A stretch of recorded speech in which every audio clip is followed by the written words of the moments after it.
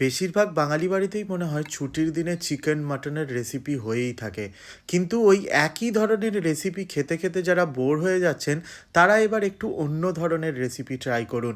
আর সেই জন্যেই আমি আপনাদের জন্য চিকেনের একটা একদম অন্য ধরনের রেসিপি নিয়ে হাজির হয়েছি, যেটা হয়তো অনেকেই বানান না।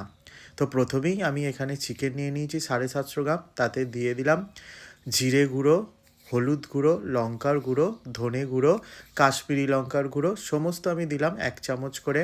অল্প একটু নুন দিলাম, 100 গ্রাম টক দই দিচ্ছি, এর সাথে দিচ্ছি আদা রসুন আর কাঁচা লঙ্কার পেস্ট, সেটা আমি বানিয়ে রেখেছিলাম। আর এর সাথে দিচ্ছি সর্ষের তেল দিয়ে চিকেনটাকে ভালো করে ম্যারিনেট করে 2 থেকে 3 ঘন্টা আমি রেখে দেবো। চিকেনটাকে আপনারা ওভারনাইট ম্যারিনেট করেও রাখতে পারেন। এরপর আমি একটা মশলা বানিয়ে নিচ্ছি।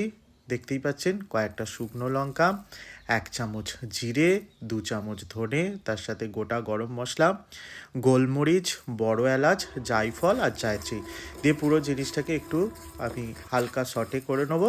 দিয়ে এটার আমি একটা গুঁড়ো মশলা বানিয়ে নেবো। এরপর 2 ঘন্টা পর আমি কড়াইয়ে বেশ খানিকটা পরিমাণ সরষের তেল দিলাম, তাতে অল্প একটু নুন আর অল্প একটু হলুদ দিয়ে আগের থেকে সেদ্ধ করে রাখা ডিমটাকে একটু ভেজে নেব।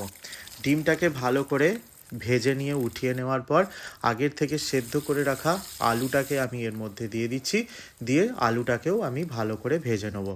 আলুটাকে ভেজে উঠিয়ে নেওয়ার পর এর মধ্যে ফোড়নে দেবো আমি গোটা গরম মশলা আর শুকনো লঙ্কা। ফোড়নটা আমি নেড়ে চেড়ে দিয়ে দেবো কুচনো পেঁয়াজ।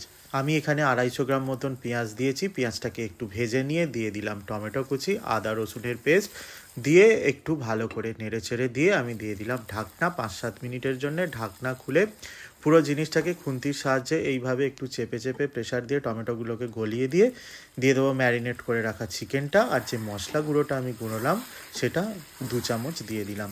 দিয়ে চিকেনটাকে কিন্তু হাই ফ্লেমে রেখে ভালো করে 15 থেকে 20 মিনিট কষাতে হবে। ভালো করে হাই ফ্লেমে 15 থেকে 20 মিনিট কষিয়ে নেওয়ার পর এটাকে 10-15 মিনিটের জন্য ঢাকা দিয়ে দিতে হবে। ঢাকনা খুলে নেড়ে ছেড়ে দিয়ে দিতে হবে কুসুম কুসুম গরম জল, তার সাথে ভেজে রাখা আলু, ভেজে রাখা ডিম, পরিমাণ মতো নুন দিয়ে পুরো জিনিসটাকে ভালো করে মিক্সড করে দিয়ে আবারও এটাকে 10 মিনিটের জন্য ঢাকা দিয়ে দেবো। 10 মিনিট বাদ ঢাকনা খুলে এটাকে ভালো করে মিক্সড করে দিয়ে গরমা গরম ভাতের সাথে পরিবেশন করে দিতে পারবো। তো কেমন লাগলো আপনাদের এই চিকেন ডাক বাংলোর রেসিপি অবশ্যই আমাকে কমেন্ট করে জানাবেন। আর এই রকম রেসিপি পেতে অবশ্যই আমার পেজটাকে চটজলদি ফলো করে দেবেন আর চ্যানেলটাকে সাবস্ক্রাইব করে দেবেন।